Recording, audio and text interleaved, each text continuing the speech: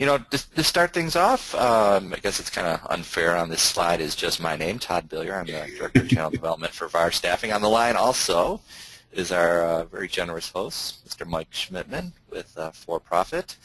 And the reason we're doing this webinar is we did it a couple years ago at IT Nation, and I did the presentation again this past year, and it was standing room only, and I had a number of folks come up to me and say, hey, that was a great presentation. I'd really love to share it with some members of my team. So I wanted to make it available. I didn't want to just do a recording. I wanted to make it live so we could answer some questions. So we put this out here, and I appreciate you all taking the time out of your day to join Mike and I here. So let's go ahead and get things started. Mike, if you could pass control over to me. I thought I had done that. It's not working. Let's go ahead and advance the slide then.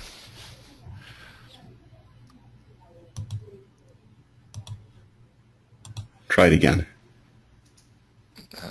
Nope, technical difficulties. Let's just go ahead. There we go. So what's the goal? I like to say, everything we do business related, there should be some kind of desired outcome or goal. And in today's very competitive VAR and MSP market, where the solutions different providers offer are very similar. You offer a hosted email solution, your competitor offers a hosted email solution. You offer some sort of online backup / disaster recovery type solution, so do your competitors. So how do you truly stand out in the market? And what makes us stand out is it's the quality of the talent on the team. So what we're going to cover today is how to attract, interview, get bring them on board and retain the very best talent in your market. So who am I and what makes me such an expert? My name is Todd Billier. I'm the Director of Channel Development for VAR Staffing. I have over 20 years experience in the IT channel. I cut my teeth as a Novell certified engineer. And then I came inside and I was an operations manager overseeing a 60-person help desk and NOC for a large MSP upstate New York area.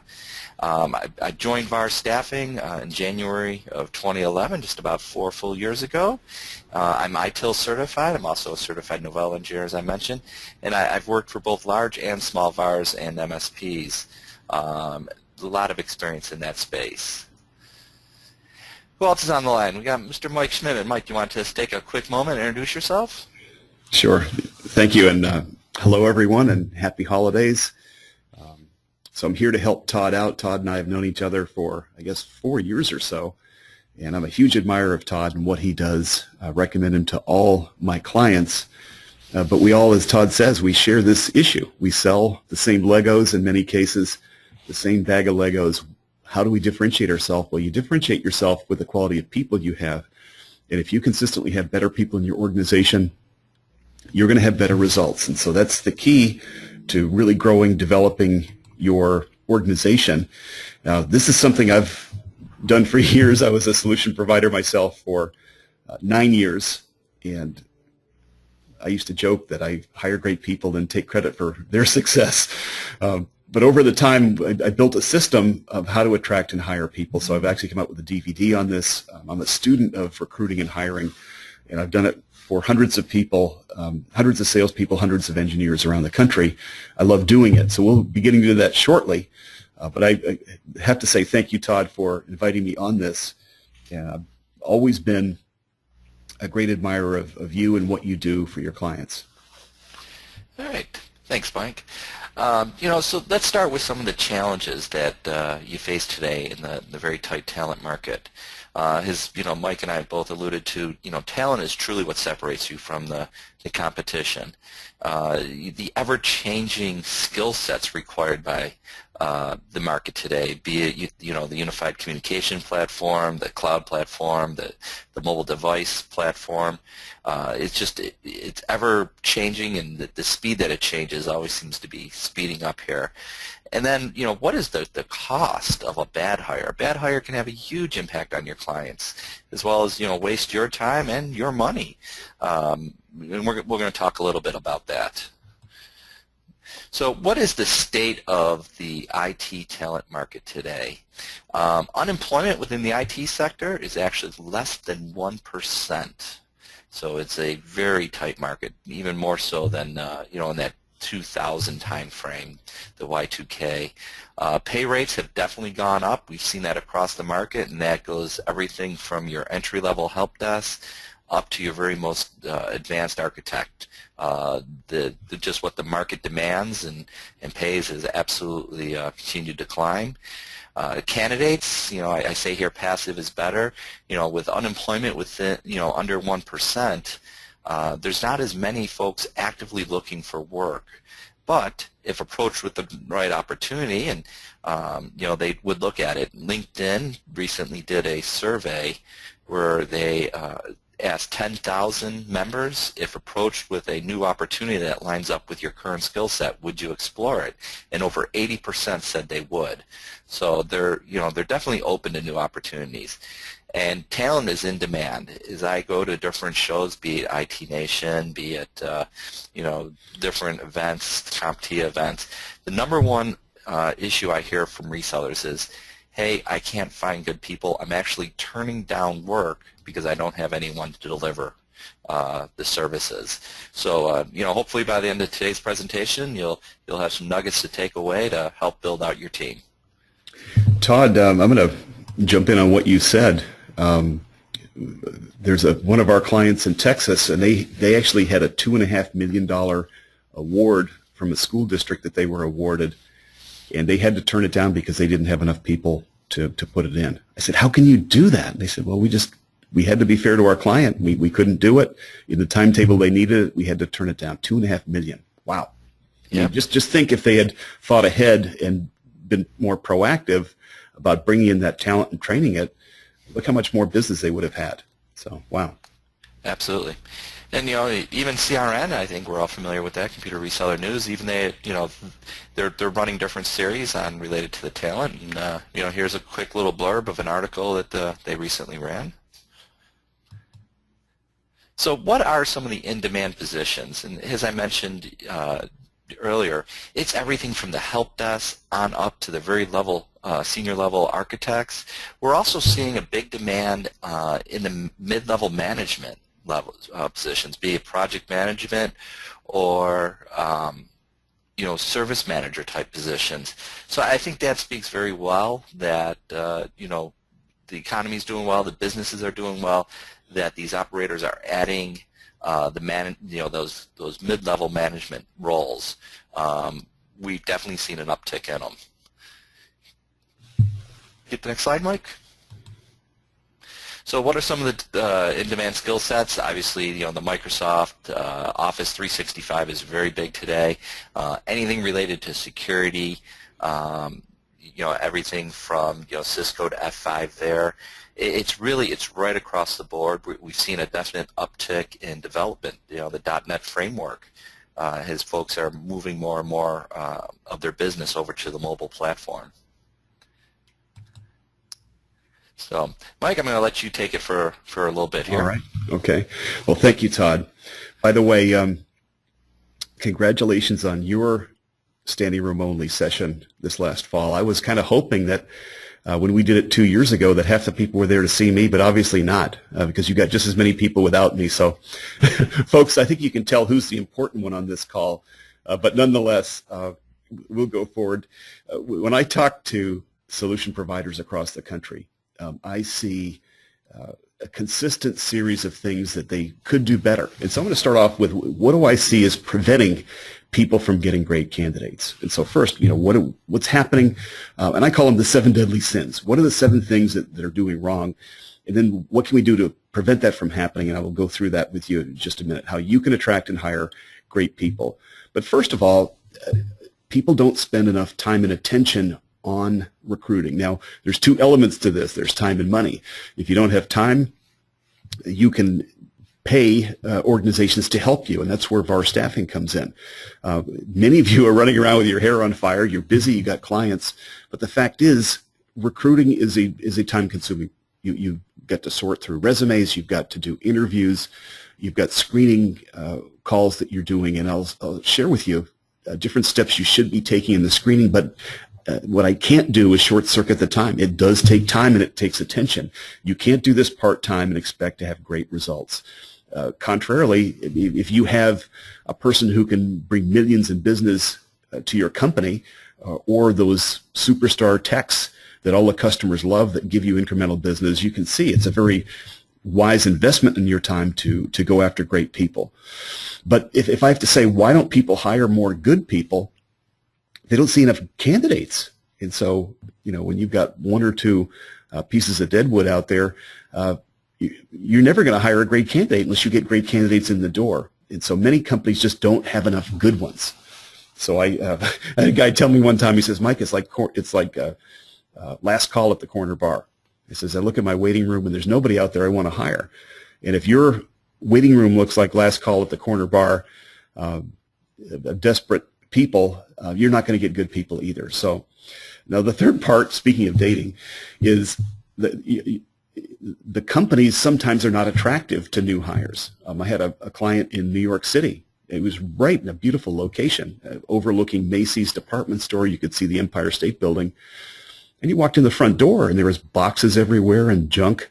Of course, like a typical MSP, he had gear everywhere and products and tools and stuff. But as an initial impression, it didn't look very good for somebody coming in wanting to work. And I said, look, you've got to make your entry, your first impression, better.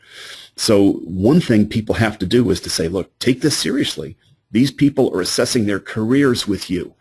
Are you worthy of that? Are you showing up on time? Do you have a messy office? Present yourself well so good people who are attractive to you, if you get great candidates, that they're going to want to work and say, wow, I want to work here. The next is people don't screen effectively. And I'm going to actually give you some great techniques to help you screen effectively in just a minute. But what do you say and how do you do it? I've had people say, well, geez, all these people do is they promise me the earth, moon, and stars, then they're no good. Well, that means you're not screening effectively, because you want to weed out these deadbeats before they get on your payroll. And I'll show you how to do that. Now, sometimes people actually get a great candidate on the hook, then don't get them to sign on the dotted line and join the company, that they join somebody else. And that's very deflating, of course, to get a great potential hire and you're all excited. And they go somewhere else. Maybe they make a nickel more in base salary somewhere else, but they don't get the best people to commit. Now, one of the reasons they don't do that, especially with millennials, younger people, it is not always the base salary that's important to them. Lifestyle is important, corporate culture is important, and it's different people. And so you've got to target what that candidate's hot buttons may be and target that. And if you do that, then you'll get them to commit even if you don't have the highest salary or comp package, but they're going to love your company. But the way you do that is to target and understand what drives their motor, what makes them, what motivates these people to succeed, and you target that. If you do that effectively, you'll hire well. Now, a lot of times people bring in people with high promise and then kind of turn their back and they're busy. And they don't onboard and ramp effectively. And these people sit around for months and months and don't do anything or are not productive. So onboarding and getting people productive is a real skill set as well. So those are the 7 deadly sins. I hope that none of you are guilty of any of those sins, but many people are. So that's what a bad process looks like. What's a good process looks like? So here's what a great hiring process looks like. It identifies great candidates so you can pick and choose the best. It makes your company and position attractive so people are kicking your door down because they want to join your company. It screens out all the big talkers and the people that promise everything and don't work. We'll show you how to identify those deadbeats and weed them out ahead of time before they start costing you money and clients. Now, it identifies trouble areas, but believe it or not, that may not prevent you from hiring somebody. Sometimes the best people have real flaws, and that's okay. Aren't we all flawed in some way anyway? There are things we do well, there are things we do okay, and there are things we don't do well at all. And that's okay, because that's the kind of people we all are. But what we want are people who have great skills that we can employ, and if somebody has a weakness, that we can compensate in some way so it doesn't damage their ability to be effective for us. So, for example, if a person doesn't do good paperwork, I want to know that ahead of time, and maybe we can create some practices where we get the paperwork done so it doesn't damage the client. Sometimes people are disorganized or not punctual. That's a real problem. So how do we work with that person to make sure that they do show up and do the right things the right way? So if we look for perfection, we'll never find anybody. But we want to identify what these areas are and then create a package where we can use them effectively and utilize their skills. Now, it does close it. So if you get somebody who's good and attractive, you want to get them to your company and not the competitor. And I'll show you how to do that, how to convince them to join your company and not take a bigger dollar down the street. And then once they're on board, we get them productive quickly. So they're actually productive. They're doing things for you. So I've developed this 7-step model. Now, this doesn't mean you have 7 meetings with people, but there are 7 things that you do. And so if you imagine just for a second something very complicated, you break it down into very simple steps. So this is a complicated process, but it's broken into 7 steps. So the first thing is we identify what is the kind of person we want. What is it we're looking for? We identify that.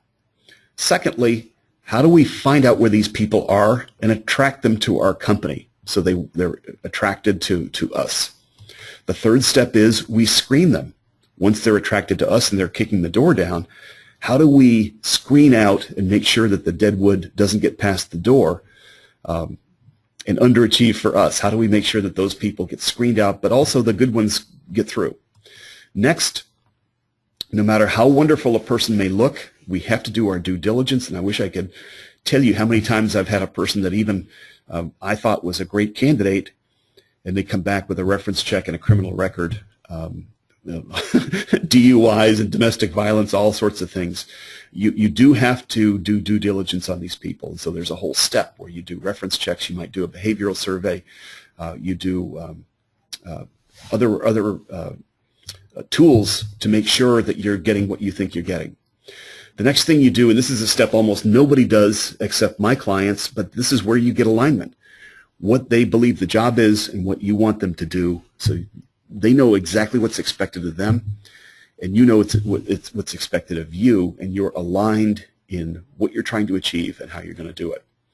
Next, I show people how to present an offer in such a compelling way that people join you, even if you're not offering as much money as somebody else. There's ways to do that. And then lastly, how do you make sure that you're onboarding effectively so people are up and productive? So these are 7 stages of the hiring and interview process. Now, you're not going to have 7 meetings with people, but you're going to do these 7 things, and each one of them we'll work on individually. But ultimately, let's start with who you have to start with. Do you have the cream of the industry or the cream of the crap? And somebody said to me, Mike, he says, that's what I've got. I got the cream of the crap. And it's hard to build a business when that's the kind of people you have. So let's look, as Todd mentioned earlier, there's a pool of people out there, and who are they? Where do we find them? So it all starts with who's out there. How do we get them? And so I'm going to break the vast pool of potential candidates into 5 groups. So this encompasses everybody who might be in the market in some way to do a job that you need done. So the first group is going to be people who are actively looking and unemployed. So we might call these the desperate and dateless. They don't have a job. They need a job. Let's say that's 10% of the workforce. Some markets are higher, some are lower, et cetera, et cetera. Some job classifications are higher and lower too, but just for round numbers. And then let's look at people who are actively looking, but they're still employed. And let's hope that that's none of your employees who have their resume out and they're still kind of the walking dead, you might say. They're still with you, but they have their resume out. And there are a lot of people like that as well. So they're employed, but resume out. Then you have the next category are people who are kind of thinking about it. They haven't refreshed their resume yet, but they're not 100% happy, and they're kind of toying, maybe I'd be happier down the street. Maybe I ought to do something else. So they're kind of thinking about it. Then I'm going to jump ahead to the last category, which is intensely loyal and not open. And so let's say somebody said to you, I'm going to give you $1 million if you join my company, and that person says, nope, no amount of money, I'm happy where I am, no amount of money in the world would get me to move. I think we would all agree that that's a pretty small percentage, maybe even less than 5% if the number was big enough. So that leaves then in our last category, how many people are happy in their position but open to an offer. And Todd actually mentioned that 80% in that LinkedIn survey might fit in this category. So they're happy where they are, but guess what? If the right offer came up, they'd very seriously consider it. So if you look at the pool of people this way, that means 95% of the employable people are actually open to an offer. And so sometimes I'll have people say to me, well, Mike, there's nobody good out there. All the good ones are taken. That's not true at all, because 95% of the people would be open to an offer. They either don't know who you are, or they don't recognize how good you are or what a great place to work you might be.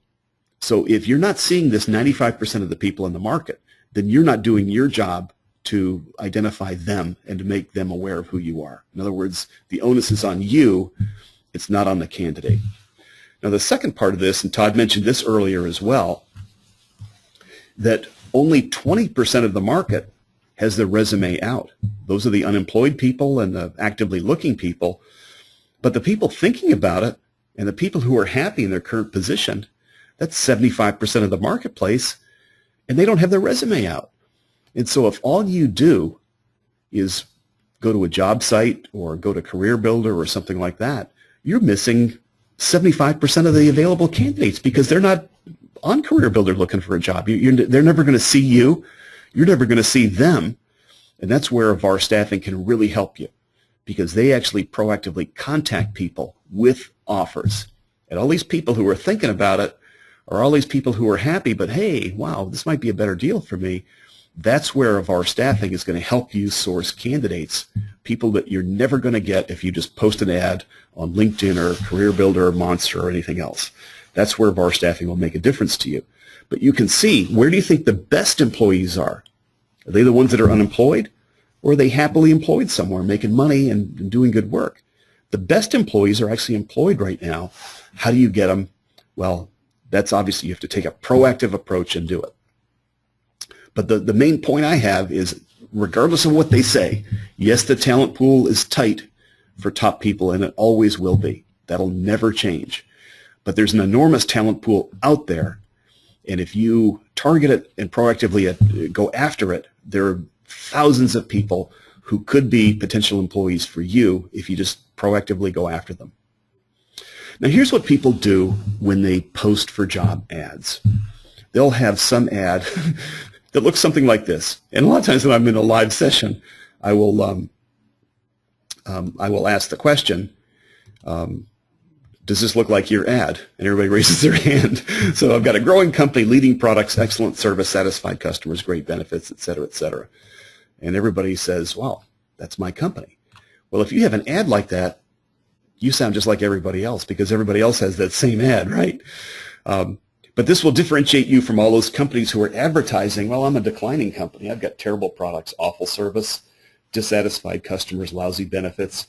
Who's advertising that? Nobody. And so if you have an ad that's some form of what you see on the left, you look just like everybody else. There's nothing differentiating you at all. You look just like every other company out there. And both of these ads have the same problem. There's a so what. The candidate doesn't care that you're growing. They don't care that your products are leading. They don't care that you've got excellent service. They don't care that you've got satisfied benefits. What do they care about? They care about what's in it for them. Now, here's an ad. It's been called the most famous employment ad in history. Some of you may have heard of this before, and this is the ad that was written. Men wanted for hazardous journey, small wages, bitter cold, long months of complete darkness, constant danger, safe return doubtful, honor and recognition in case of success. Now, this looks like a pretty bad ad, doesn't it? Small wages, bitter cold. Who would want that job?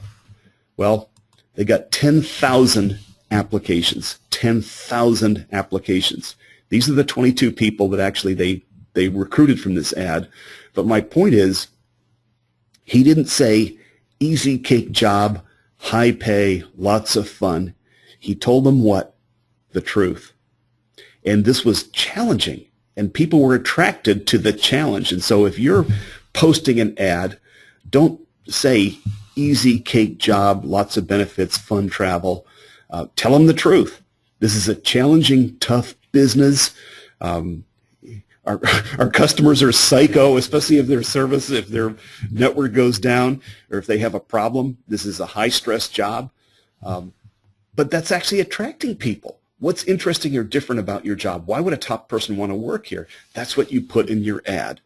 And especially for the millennials, it's the personal attention, it's the learning, it's the advancement. I had a guy one time tell me, he was a Mitel reseller in Springfield, Virginia. He says, Mike, nobody's going to want to work for me. You're a bigger company. Everybody's going to want the big company. I said, no. People are going to want exactly what you have because you're a smaller company. It's a family atmosphere. You care about each other. You got a great culture. And you want an exit strategy for yourself. You want somebody to grow, develop, and take over the business and buy you out. There are a lot of people who want that. But you have to target what the people want. And so many people, especially the younger people, want mentoring. They want training, development.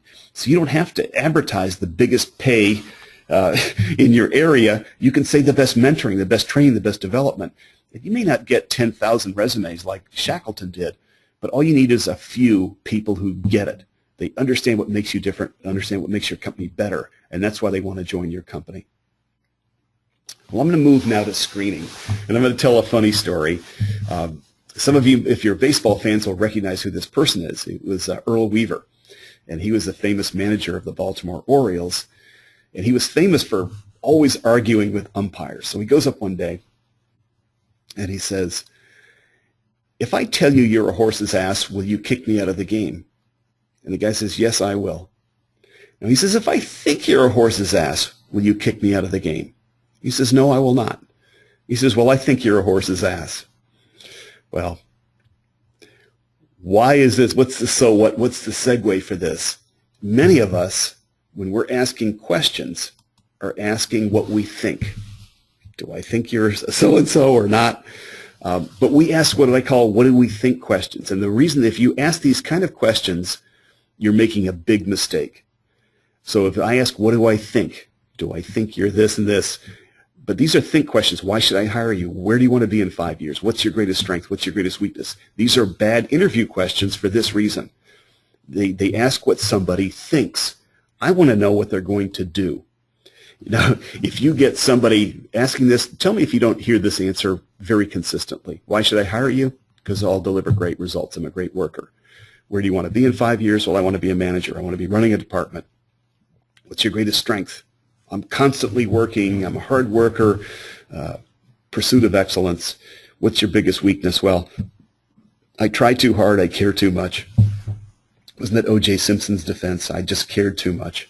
Well, the point is, none of these answers have told you anything about this candidate at all. You know nothing, no more than what you did.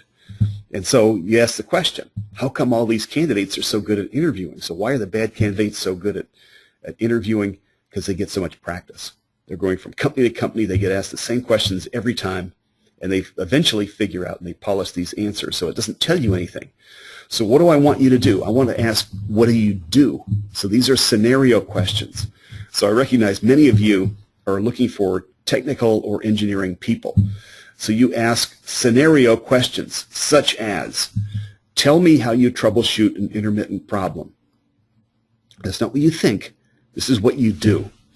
Now, I love this question, and I've been told it's very useful in hiring because you find out, do they have a structured process, or do they kind of make it up? How many steps are in it? Do they have step 1, step 2, step 3, here's how I always do it? Or do they kind of figure it out, well, everyone's different. I want to see, do they have a structured process? Do they have a sense of value of time versus the value of result? So let me give you 2 scenarios. If you have an engineer and a customer says, well, look, I get a little bit of static on my phone line once in a while. Do you want that person spending dozens or hundreds of hours trying to fix it?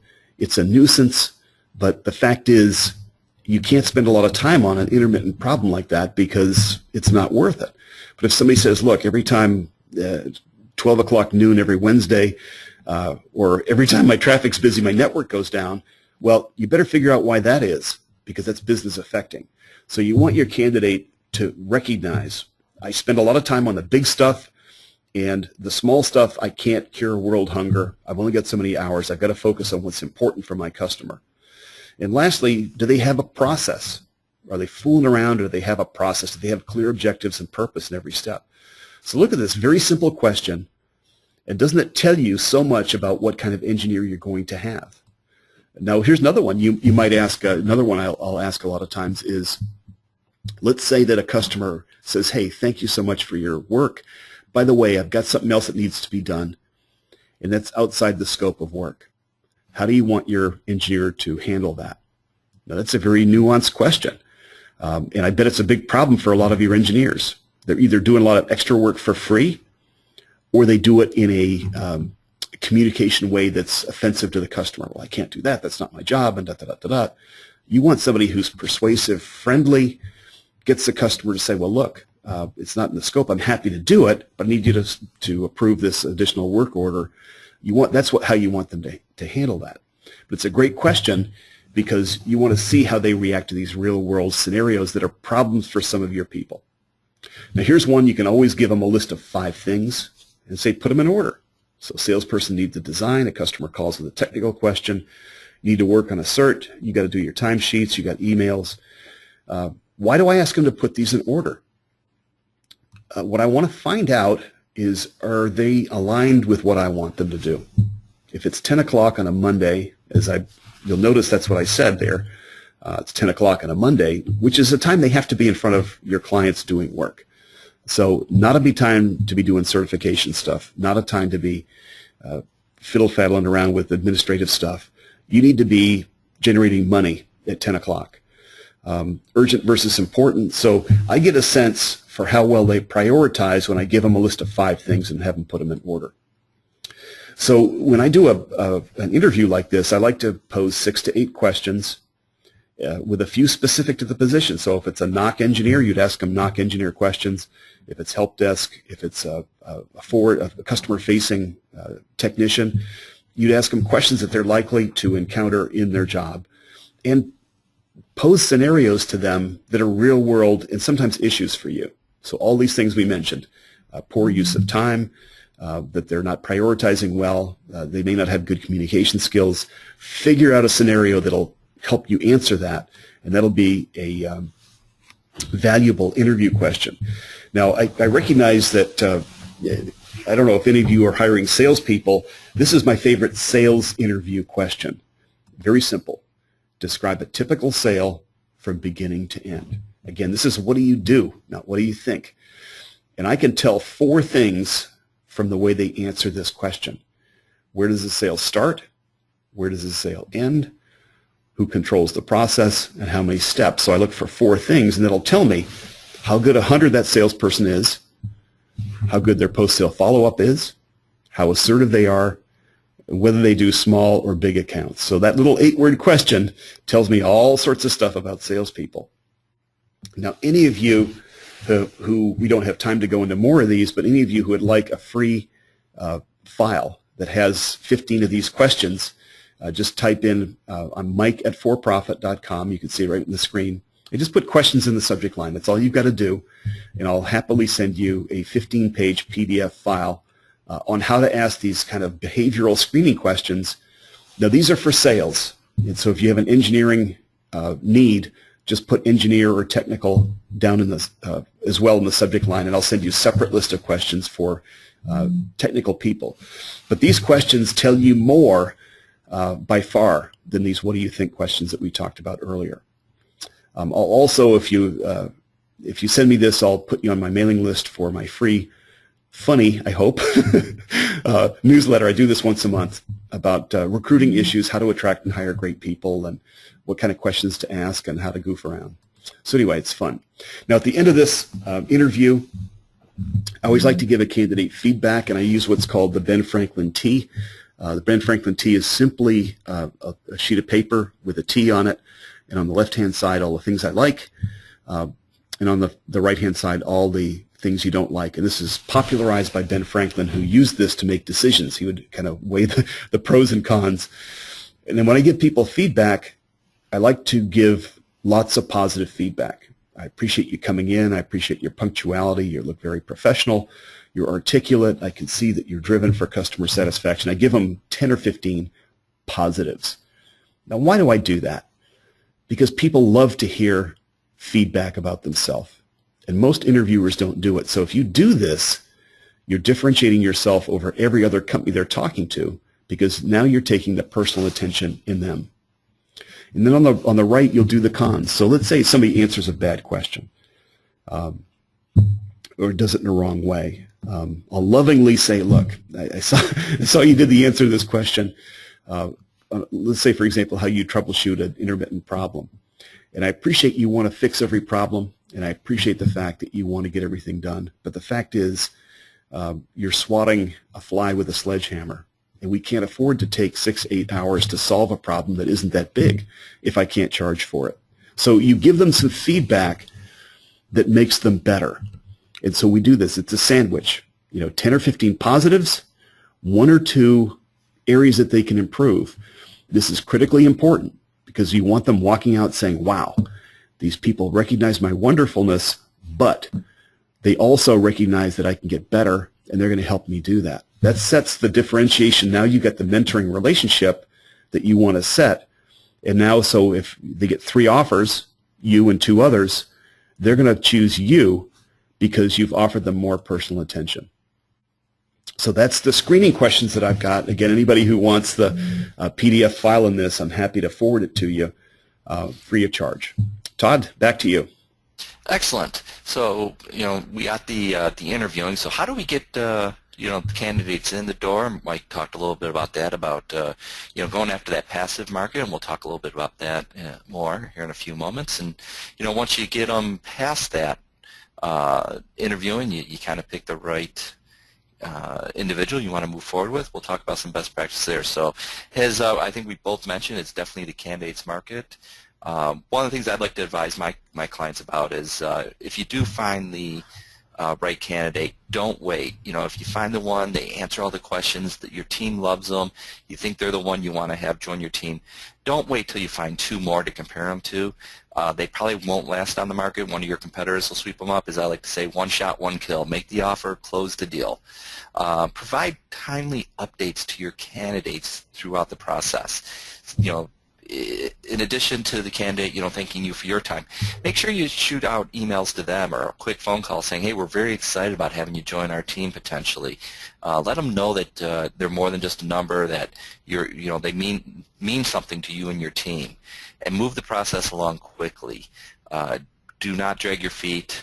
We are seeing an incredible number of offer turndowns this year due to folks, again, wanting to get more people through the process, or individuals on the client team weren't available to run through their step of the interviewing process, and the candidates are taking other offers.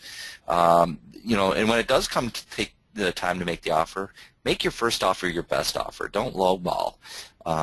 If the candidate's looking for 70, why not offer them 72, 73,000? Exceed their expectations. Let them know that you really are serious about wanting to have them on your team, and that it's important to them. I mentioned the offer turndowns. I joined VAR Staffing in 2011, and that year we had approximately 27 offer turndowns or so. This year we've seen over 100 already. So it's the candidate market is definitely tight. It's the candidates are definitely in control of the process, so you really have to move quick. And, I mentioned about don't wait for 2 or 3 more. If it's the right one, get them. But at the same time, don't settle, and don't be too picky. This is the purple squirrel, where you want everything. If the candidate has 9 of the 10 traits you're looking for, 9 of the 10 certs you're looking for, as tight as the market is, it's probably worth moving forward. Next slide, Mike. So you get them on board. Great. Now how do we keep them there? If 80% or 75% of the market is open to new opportunities, how do you make them part of that 3% that wouldn't look? It starts with a strong recruitment policy. Get the right people on the bus, put them in the right seats. Recruit the very best talent for your team. Don't settle. Express appreciation, as Mike mentioned a couple of times today. It's not just about compensation. Get creative in your how you show appreciation to your team. I've seen things where at the annual review, they ask the employees, outside of work, what excites you? What are your plans outside of work? Say they're looking for a house. The team would bring in a financial advisor and work with their employees on, how to plan for it. Let them, another employee said he wanted to get his pilot's license, so the company stepped up and offset some of the cost of flight school for him. So it's not just about the money. Let them know that they're more than just a number within your organization. And I always like to say, take care of the spouse. When I worked for the MSP in upstate New York, we had a policy, if you were the on-call engineer and you got called in where you had to leave the house for more than 4 hours on a weekend, I used to send home a gift card to their spouse's family favorite restaurant so that they could go out and have a dinner, and that the spouse knew that we appreciated the time that we took away from the weekend, the together time. The ongoing training and certs, especially in the engineering side of the house, engineers, generally speaking, want to learn more. That's what drives them, and Mike kind of spoke to it. And also that clear, defined career path, because they want to know what's next. Where do I get to? Let them know that they're not just going to be stuck at that level 2 position for the next 10 years. Show them how to get to that level 3. Show them how to get to that management position, or wherever they want to go within your organization. So a question I get a lot is, why use a staffing firm? Well, in today's tight market, you need a partner who can give you access to the best talent, those passive candidates. Also, if you have a big project come up and you don't have the depth of desk to deliver that project, maybe you just need the engineers for 90 days, 120 days. Working with a staffing firm, you can deliver those projects, or maybe it's a project that you don't currently have the skill set on your desk to deliver. Get that bigger share of your customer's business. What about, who is, as Mike mentioned, the best talent out there is actively working today. Who are they working for? Your local competitors. So, use a staffing firm to go out and, approach those employees and say, hey, are you looking to make a move? Reducing the chance of bad hires.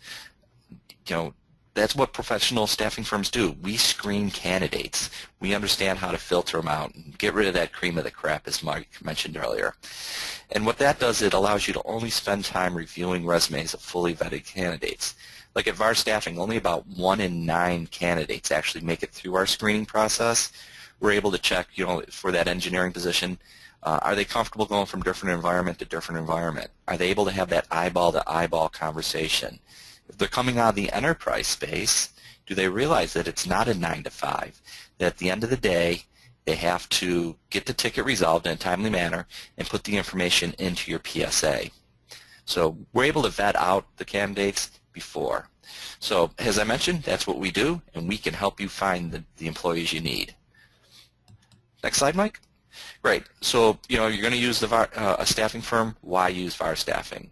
We're the only staffing firm exclusively focused on the IT channel. That's the only type of clients we take on. We don't approach the end user market whatsoever. A number of us, come out of that VAR background. I have 20 years on the VAR side before I jumped over to the vendor side. I just talked a little bit about the additional screening we're able to do that a standard full-line staffing firm probably would not get to, because they don't understand the unique needs and characteristics for candidates to be successful within that VAR MSP space. Next slide. So one of the challenges we hear quite often from organizations is, hey, I would love to use a staffing firm, but I just can't take that hit to cash flow for the placement fee. So we listen, we understand, and we've recently announced a partnership with Great America Financial Services that a number of you may be familiar with, may be using for your equipment leasing purposes today. And we're now able to offer 6 months same as cash on those placements fees. So, you're not taking that big hit to cash flow. So as we got started here, I kind of talked about salaries going up, and I've talked a number of times about the characteristics that make candidates successful, and I have 2 free infographics. And if you'd like those, I'm more than happy to send them to you. All you got to do is send an email to info@varstaffing.com. That's right there on your screen, and I'll make sure I'll shoot those 2 infographics right back out to you. I also recommend and suggest you keep up with us. Twice a week we publish blog articles on best practices about how to recruit and screen and retain great candidates on your team. And we put those up on our blog for public consumption. We also publish them through our Twitter and Facebook feeds. So, as I started the presentation today, I thank everyone for their time. I thank you, Mike, for being a generous host and adding your expertise to the conversation here. Todd, do you want to open it up? I don't know if anybody has any questions or not, but there's a question.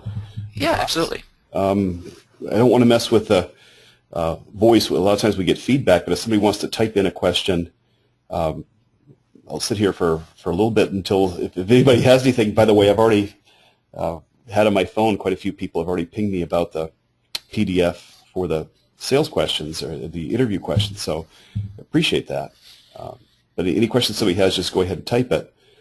One question I get a lot of times, Todd, is how long should the recruiting process take? In other words, especially when they see all the steps that I have them do, how long should they be taking? And I like to have a recruiting process wrap up within 2 weeks or 3 at the most. I think if you go too much longer than that, they get cold. If you go faster than that, you probably will regret it later because you're not doing enough due diligence on the person. But somewhere in that 2 to 3 week range, what do you think about that, Todd? I completely agree that 2 to 3 week range, if you drag your feet much longer than that, you're probably going to lose the candidate in today's market. Yeah. With that, let me just ask you one more question, Todd, since I'm fascinated with this. You deal with thousands of people. What's the biggest change in the market today, say, compared to 3 years ago? The counteroffer, the competitive offers, the number of offer turndowns, we've seen it more than triple.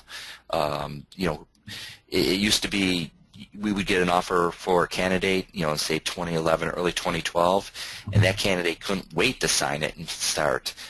Today, they have multiple offers. They're weighing offers from not only the counteroffer from their current employer, but they may have multiple offers from multiple employers. Yeah.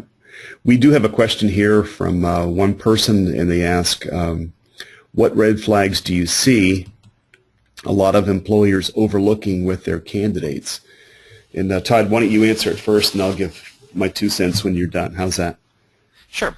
I would say the job hopper, that the client company is just so desperate to get that position filled that they're willing to overlook why has the candidate moved so many times in a relatively short period, instead of really drilling into it and understanding what the motivating factor was behind the moves.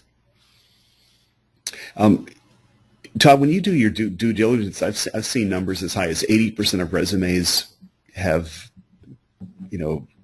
deliberate falsehoods in them. And so when people put their resumes up, they don't even have all the jobs listed that they've done. Have you seen that, and how do you prevent that from being in it? Because I agree with you 100%. That's a very important point. When you're doing, when you start drilling into where's this gap, what were you doing here, letting the candidate know right up front that you're going to validate employment dates. It's amazing how many times they come back and say, well, let me get you an updated resume that's got a few more, some more details in it. And I think that, as soon as they say that, well, let's throw the red flag up there. Okay, why do we need to do that? What are they trying to hide? The other one we see are background checks, where you tell them right up front, hey, there's going to be a background check. Yeah, no problem, I can pass that. And then it actually comes time for it. Well, we need to talk a little bit more about it. Well, you know what, you're out. You weren't, truthful right up front. Yeah. Very good. Well, that's it for the questions as far as I can see. And Todd, I want to thank you. I think you do a marvelous job. I've seen it many times, and the service you provide is worth 5-10 times what it runs in terms of value to the company. So when people get a great employee, it's worth so much more to the bottom line. I remember when I ran my business, I did almost all my recruiting through a recruiter such as yourself, and I was happy to pay the money because in the long run, those are my best employees. So I'm 100% validating and endorsing your approach, and I think you really provide a great service to the community. Well, thank you, Mike, and I appreciate everyone staying on the line here with us this afternoon. And if you have any questions, please feel free to reach out anytime.